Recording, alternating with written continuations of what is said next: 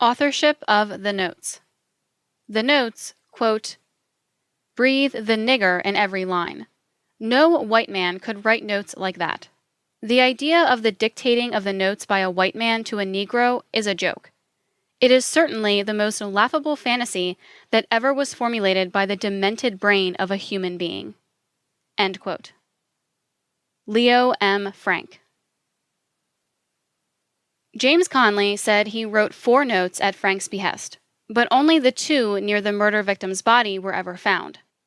According to Conley, quote, I sat down at the table and Mr. Frank dictated the notes to me. Whatever it was, it didn't seem to suit him, and he told me to turn over and write again.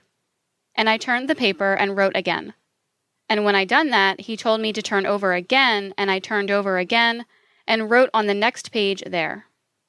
And he looked at that and kind of liked it, and he said that was all right. Then he reached over and got another piece of paper, a green piece, and told me what to write. End quote. The prosecution successfully argued that Frank waited in the factory in vain for Conley to return to help him burn the body, leaving Mary Phagan's remains for Newt Lee to discover. But 2 curious elements of the writing style lend credence to the suggestion that Frank may have used that Saturday afternoon to reconstruct the notes, using Conley's handwriting as a model.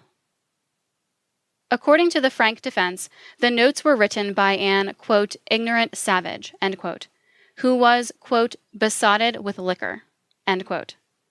But the formation of the letters and the uncannily accurate positioning of the words on each line would have been an impossible task for someone, anyone, in that state of intoxication. A recent handwriting analysis of the notes by a certified expert found, quote, normal indications of the effects of alcohol on a writer are loss of base alignment, breakdown in letter formation, and general lack of control. None of these characteristics are seen in the questioned handwriting. There are no indications of the possible effects of alcohol on the writer of the questioned notes. However, it must be noted that some writers can produce steady handwriting while under the influence of alcohol. End quote. Second, it is at best illogical that an inebriated, instinctual, and barely literate killer would have or could have thought out the need for notes, much less to have diabolically conjured up the intent that they be misconstrued as written by the dying girl herself.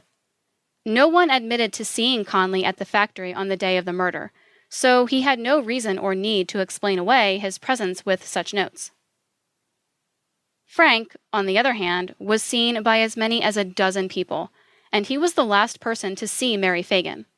In fact, he was the only person on that day to have spent nearly all his time on the very floor of Mary's destination, where the blood and hair evidence was found. If anybody needed notes, it was Leo Frank. One can easily imagine Frank's distress once he realized that Conley was not going to return to help him burn the body. In all likelihood, Frank rewrote the notes to his liking and entered the basement with the intention of placing a note next to the body. In the dingy basement, lit by only a gas jet, Frank probably unintentionally left an extra note. Frank lived in a world where nothing was authoritative unless it was recorded on paper, a world where invoices, reports, requisitions, purchase orders, financial sheets, and time slips gave order to his business affairs. In fact, Frank's whole business of pencil manufacturing served those who believed in the power of the written word. So, in a matter so traumatic as murder, Frank, not Conley, would have instinctually seen writing as having the ability to make sense of a frantic situation. The notes describe a specific person, night watchman Newt Lee. Quote, a long, tall, black Negro did this, end quote. And, quote, the night watch, end quote. Conley testified that he had never seen and did not know Newt Lee, and when Conley and Lee saw each other in jail, a newspaper reporter noted that no look of knowing glances passed between them. Lee said, quote, I never saw this Jim Conley before last week in jail, end quote. Only Frank knew Newt Lee and James Conley, and only Frank knew that Lee would be on duty that night and would therefore make the perfect target to take the fall for the crime. And Frank himself may have dropped another clue. When alerted by police the morning after the murder, Frank asked, quote, "What's the trouble? Has there been a fire?" End quote. This query indicates perhaps what Frank was hoping for and expecting, that Conley had indeed returned to burn Mary Phagan's body. According to Conley, Frank told him that he would be able to gain access to the basement when he returned. And police did in fact find that the basement door had been uncustomarily unlatched from the inside. A Jewish expert on Negroes weighs in. Jewish politician and lawyer named Henry A. Alexander joined Frank's defense team for the post-conviction appeals process. He was a member of the Atlanta Jewish elite and the only Jew in the Georgia legislature during the 1909 to 1910 session. He, according to Steve Oney, quote, had grown up with Southern blacks and was a student of their expressions and folklore, end quote. This is a generous assignment of authority, given that in the South, quote, growing up with, end quote, the ubiquitous Southern blacks only meant that one had maids and servants. Indeed, Frank and nearly all his Jewish acquaintances were firmly ensconced in the upper middle class and thus liberally availed themselves of domestic servants. Yet this status alone uniquely qualified Alexander, in Oney's view, as the Frank team's expert forensic folklorist concerning all things, quote, Negro, end quote. The issue requiring Alexander's particular racial, quote, expertise, end quote, was the phrase, quote, night witch, end quote, in one of the notes. As used in the note, it seemed intended to direct blame away from the real murderer, the note's author, to the black, quote, night watch, end quote, or watchman, Newt Lee. And that is how the notes were at first interpreted. Investigating officer L.S. Dobbs reported, quote, I was reading one of the notes to Lee with the following words. A tall, black Negro did this. He will try to lay it on the night. And when I got to the word night, Lee says, that means the night watchman. I had just said the night, and he said, that means the night watchman, end quote. But Negro specialist Alexander overruled an actual Negro and insisted that, quote, night witch, end quote, was not really referring to the, quote, night watch, end quote, at all, but to an actual witch in, quote, Negro superstition, end quote, somewhat akin to the universally feared boogeyman. This being so, Alexander theorized, the German-Jewish New York-reared Cornell graduate, Leo Frank, would not have known of this old Southern Negro wives' tale. Therefore, the naturally superstitious black sweeper must have concocted the murder notes and committed the crime, alone. Though Oney, in 2003, appears to have accepted the logic of that argument, there are real flaws in Alexander's theory. When Conley was asked by investigators to write the term, quote, night watch, end quote, he wrote, quote, night witch, end quote, the same misspelling as in the notes. Alexander's assertion that Leo Frank was ignorant of blacks and their culture ignores his family's longtime employment of black servants. Frank had resided in Atlanta since 1908 and employed many blacks in various capacities, at least 11 at the factory alone. A black woman cooked daily for Frank, his wife, and her parents, and he had continual contact with her and her husband, who often did odd jobs for the Selig family. His in-laws also employed maids, servants, and a black chauffeur. Frank had far more exposure to blacks than most white Southerners. Prior to his Southern sojourn, Frank was brought up by his wealthy Southern-born parents in New York, an upbringing that very likely included black maids and servants, a common practice among Jews that extended beyond the boundaries of the South. The idea that Frank would be unfamiliar with black vernacular or folkways is incompatible with his known life experiences. Add to that the fact that common Southern culture, in the form of books, newspapers, plays, music, etc., contained the racialized tales of the Uncle Remus variety, including blackface minstrelsy and severe mockery of, quote, Negro dialect, end quote. Leo Frank thought so much of these, quote, darky tales, end quote, that he named one of the company's pencil lines the, quote, Uncle Remus, end quote, in honor of Joel Chandler Harris's beloved plantation fables. In the month preceding the murder of Mary Phagan, the Atlanta Constitution printed as pure entertainment several examples of this mockery of blacks. So ingrained were these, quote, Negro, end quote, caricatures in white Georgia culture that the blatantly racist news coverage of Frank's own trial, such as that presented here, caused no one to bat an eye. To wit, Newt, quote, Lee was not allowed to sleep, and you know what that means to a Negro. No sooner would he curl up on his bunk to dream of yellow-legged chickens, watermelons, and the fresh air of liberty, than along would come Black and Starnes or some other member of the detective force to harass him with questions. He told his story so often that, doubtless, if he were asked which he preferred, fried chicken or watermelon, he would say, I went down into the basement and... End quote. Britt Cragg of the Atlanta Constitution was attempting to give his readers a, quote, feel, end quote, for Newt Lee's discovery of the body, and adds an element hatched entirely from his own racist mind.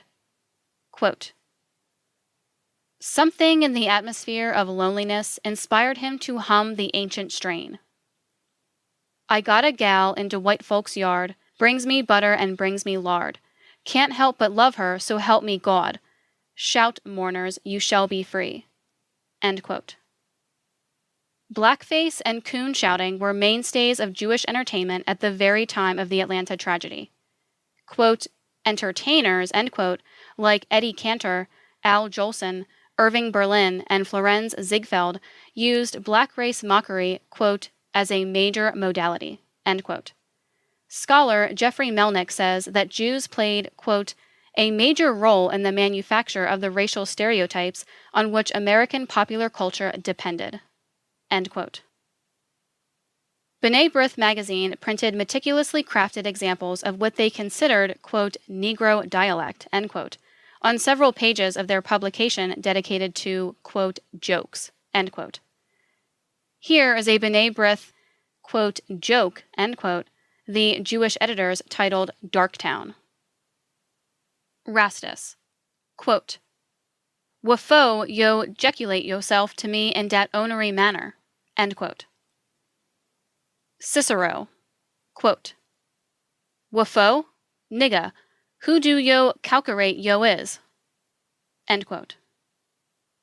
Rastus, quote, yo nigga, my family am quality folks, and I'm a pussin of rank, end quote.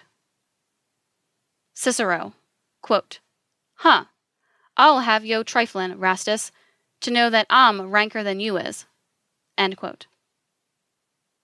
And this titled Good Enough. Mose, quote, dat's a pretty shirt you has on, Rastus. How many yards does it take for one ob dem shirts? End quote. Rastus, quote, what you all talking about, nigger? I done got 3 like them in 1 yard last night. End quote. Finally, the only explicit reference to, quote, night witches, end quote, in cultural folklore comes from, of all places, Germany, where the expression Nachthexen, or, quote, night witches, end quote, derives from 15th century written lore, a literature that is inseparable from Frank's and Alexander's German Jewish heritage.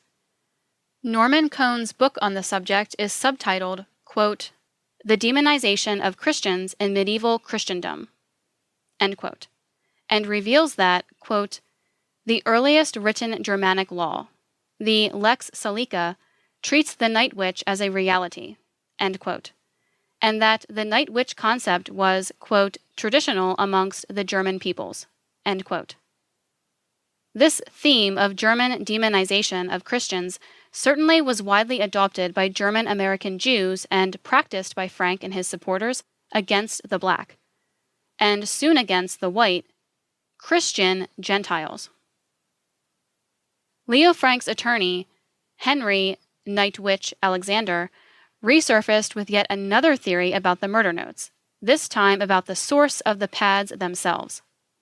He claimed that the two notes were written on pre-printed order pads, whose numerical sequence corresponded to those stored in the basement, and not at all with those used in Frank's second-floor office. This theory fits the defense murder scenario in which Conley assaults Mary Phagan as she comes down the stairs from Frank's office and pushes her into the basement, where he alone commits the murder. Conclusive evidence was presented at the time of the trial that the company notepads were never in the basement, and that the numerical sequence was not only misrepresented but also forged. Henry Alexander had actually altered the notepad number on the photocopy to fit his theory, though he never faced the serious charge of tampering with evidence. Frank's former office assistant, Philip Chambers, swore in an affidavit that, prior to the murder, the desk in Frank's second-floor office, along with the notepads and stationery therein, had been brought up from the basement. And per a very recent order of the fire insurance inspector, before the murder, no paper or other flammables had been stored in the basement, and all trash was immediately and routinely burned. The message of the murder notes. Quote, "If people want to know who did the murder, let them study those notes. There's the secret of the murder. There's the solution. Whoever wrote those notes killed Mary Phagan. Oh, you can't get around that. It's the truth, the all-prevailing truth." End quote. Leo M. Frank. What may be the most mystifying aspect of the two murder notes is the confused complexity of the note's message. The wording was intended to appear as if the dying girl herself was writing to her mother and fingering her assailant, the Black Night Watchman. But the barely literate scribbling, Melnick says, was in, quote, "a kind of minstrel show version of African American speech," end quote, which clashed irreconcilably with its rather sophisticated intent.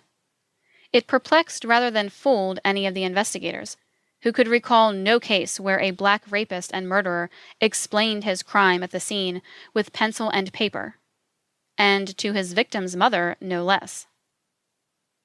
The phrase, quote, "that long, tall black Negro did by hisself," end quote, shows that the author intended to limit culpability for the crime to a single, quote, Negro, end quote. The term, quote, "I went to make water," end quote, a folk expression meaning to urinate, points to a specific location where the assault occurred. There was no toilet on the first floor, where Conley was stationed, but there was a toilet, the very one Mary would have used daily, on the second floor where Frank was. Despite those strange phrases, the notes do accurately foreshadow what unfolded in the months after the murder. From the outset, Leo Frank and his team insisted that Newt Lee was the murderer, even taking the unpunished extra-legal step of altering his time card and planting a bloody shirt at his home to make him the lynchable suspect.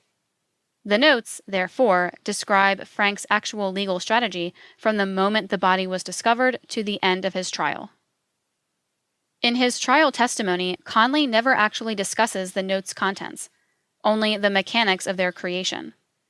One suspects that Frank's cross-examining attorneys avoided pressing Conley for the details of the message, because such a course of action might have demonstrated to the jury his inability to comprehend and thus author the notes. For example, as Conley is writing the notes, he says he is unaware of their actual purpose. One of the notes appears to be addressed to the victim's mother with these words, quote, "Ma'am, that Negro hired down here did this," end quote. According to Conley, Frank told him that the notes were intended for his, Frank's, mother. Quote, "You are a good boy. I am going to send these notes to my mother in Brooklyn, New York, who is rich, and who will probably send you something," end quote. As the Journal recorded it, quote, "Frank left him with the impression that an easy job with good pay awaited him with Mrs. Frank Sr. in Brooklyn," end quote. When recalling his role in writing the notes, Conley insisted one of them began with, quote, "Dear Mother," end quote. A Georgian reporter probed deeper into Conley's story. Quote, "Didn't it strike you that long, tall, black Negro would be taken to mean you?" End quote. Quote, "Yes, sir," end quote, said Conley readily. Quote, "It did, and I told Mr. Frank so. I said, 'Look here, Mr. Frank, they're going to think that's me.' But Mr. Frank said he just wanted it to send to his mother, so his mother wouldn't think he done it, and he told me he had powerful, wealthy folks in Brooklyn. That was the first time I ever heard he had rich folks up north at all. I thought they all lived here, so I wrote what he told me." End quote. Further analysis of the notes. The two notes left next to the body of Mary Phagan contain a total of 64 words, and appeared to police, at first, to be part of an ill-conceived getaway scheme. But a careful analysis of the notes reveals a more calculated method in their construction. Within days of the murder, a handwriting expert for a major company, named A.M. Richardson, told an Atlanta Constitution reporter that he was, quote, "fully convinced that the Negro night watchman did not write them," end quote. Quote, "They were written by a white man, and an educated man at that. The letters are formed too expertly, and adhere too closely to the ruling of the paper on which they were written. In my opinion, they were written by the murderer, a shrewd man, with intention of reflecting guilt upon an illiterate Negro." End quote. The noted journalist, editor, and literary critic of the New York Herald Tribune, Arthur Burton Rasco, adds another layer of intrigue. Quote, "To me, the notes do not have the ring of authenticity, either as notes written by Mary Phagan or as composed by Conley, or as dictated to him by Frank. The illiteracy of them is not consistent. Words like mama, right, watch, and himself are misspelled, but the other words are spelled correctly. Hired is written higher, whereas laid, if that is the word, is correctly used and spelled. Did appears where the incorrect done would appear more likely. The use of the word Negro is an anomaly. Lower-class Negroes in the South do not use it. They use the word nigga, especially in designating a Negro they wish to condemn, and in spelling the word would use some approximation of the way they pronounce it. Who, then, wrote the notes? Whoever wrote them, I think, achieved a very clumsy attempt to fake illiteracy. Why? Because if the body was to be burned by Conley, according to plan, as Conley testified, there was no point in writing the notes. If the, end quote, body, quote, was to be destroyed by cremation in the furnace, there was no reason for leaving any evidence of any kind, including a phony description of the slayer. But if Conley had failed to return after lunch, as he had promised to do, there was reason for Frank to leave such notes. Time was pressing. Frank, according to his own story to the police, was, so far as he knew, alone in the building from the time Lee came. End quote. In using a mix of inflections and misspellings of some words, the educated killer tries to feign both illiteracy and ignorance, imperfectly simulating what he believes is a, quote, niggery, end quote, style of writing, as it was later described by one of Frank's supporters. And Leo Frank continued to drop clues leading right back to himself. In his own trial statement, he described the physical appearance of the original notes as he held them in his hand. Quote, "Now, both of those notes were written as though they had been written through a piece of carbon paper." End quote. If anyone knows the look and appearance of carbon copies, it is someone who manages a pencil factory, and whose very livelihood depends on the writing quality of its only product. Indeed, Frank's observation on that score would have to be considered expert testimony. And if the notes were written through carbon paper, as Frank himself declares, then this almost certainly excludes James Conley, for whom, as factory sweeper, carbon copying would have been an entirely alien practice. Frank's carbon copy speculation, however, not only suggests but reinforces the plausible theory that Frank used Conley's writing as a model, tracing over it, through carbon paper and onto blank paper, ostensibly to maintain the look of, quote, a Negro's, end quote, handwriting, while forming his own message. Conley testified that Frank was not satisfied with his several attempts at note writing, so Frank's revelation about the possible use of carbon paper makes the, quote, traced handwriting, end quote, theory a most likely scenario. Conley's education. Quote, if any person shall teach any slave, Negro, or free person of color to read or write, either written or printed characters, or shall procure, suffer, or permit a slave, Negro, or person of color to transact business for him in writing, such person so offending shall be guilty of a misdemeanor, and on conviction shall be punished by fine or imprisonment in the common jail or both, at the discretion of the court. End quote. Georgia State Law enacted 1833. Quote, Conley's schooling was far better than that of most blacks of his era. End quote. Steve Oney. To Leo Frank's advocates and supporters, James Conley is a cunning, Svengali-like deceiver who gamed the entire state of Georgia by concealing his ability to read and write, thus leaving Frank as the obvious suspect. Therefore, if Conley can be shown to have writing skills, he is ipso facto guilty of murder. As their champion author Steve Oney explains, quote, Conley was not only cunning, he was literate. He could well have authored the notes discovered near Mary Phagan's body as part of a plot to pin the Phagan murder on his white boss. End quote. Oney has taken this argument further than others, and in this passage tries to confer upon Conley a veritable Rhodes Scholarship. Quote, indeed, he'd been directly touched by the institutions John D. Rockefeller, Alonzo Herndon, and Henry Hugh Proctor built. In the late 1890s, Jim had attended Mitchell Street Elementary, Atlanta's best Negro public school. There he'd been tutored by Alice Carey, Spelman, 1893, and Era Cook, Atlanta University, 1896. Mrs. Carey was Mitchell Street's principal, Miss Cook a teacher, and though they had Jim as a pupil for only 2 years, by the time he left, he could read and write. End quote. By dropping those names, resumes, and associations, Oney implies that Conley had somehow received personalized, one-on-one instruction and absorbed all the knowledge gained from his, quote, tutors, end quote, in the short time he attended the segregated public elementary school.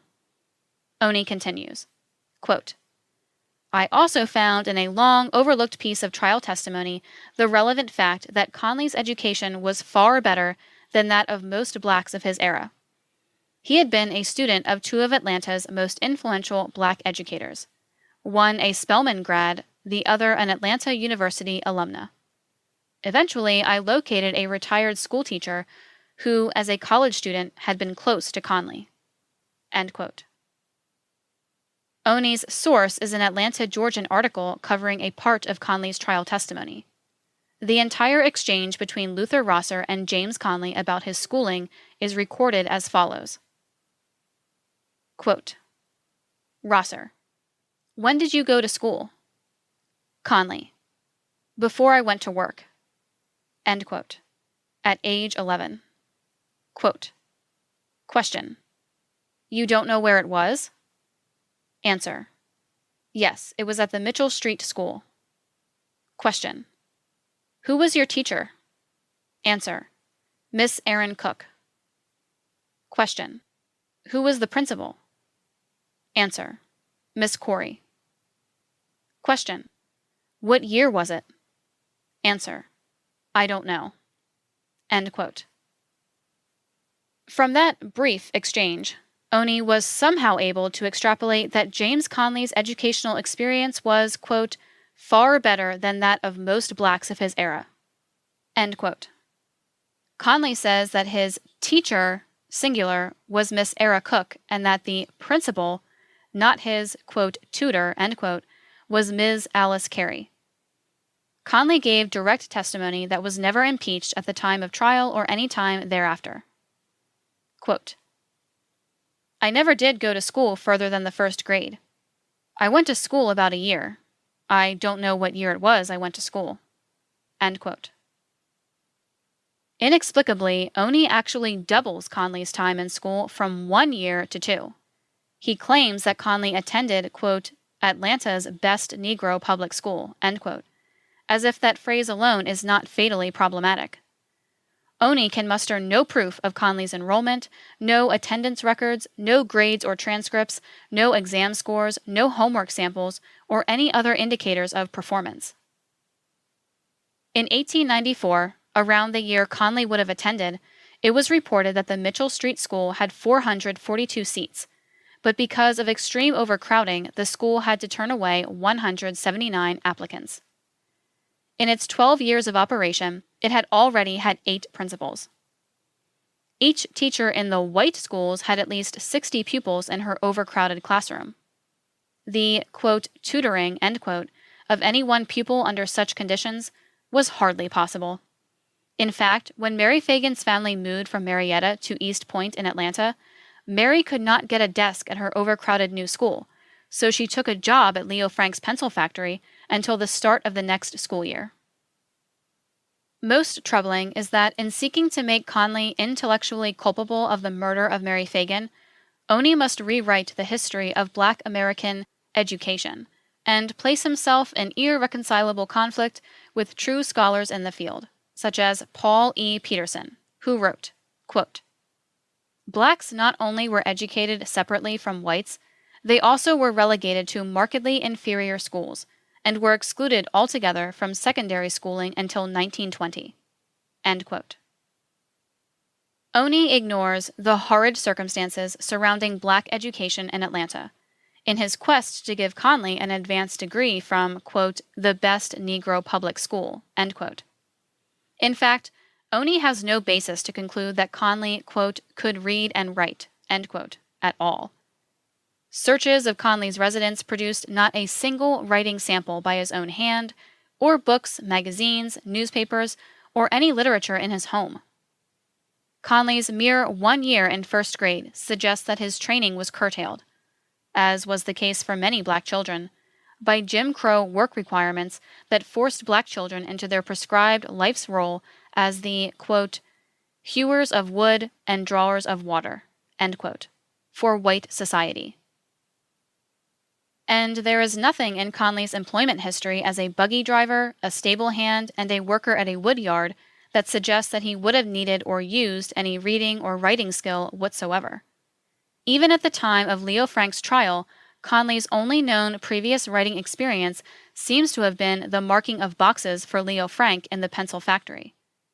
This contrasts sharply with the findings of handwriting expert Dr. Linton Muhammad, who analyzed the murder notes in 2012, and concluded, quote, "The quality of the handwriting indicates that its writer had some level of formal training in handwriting.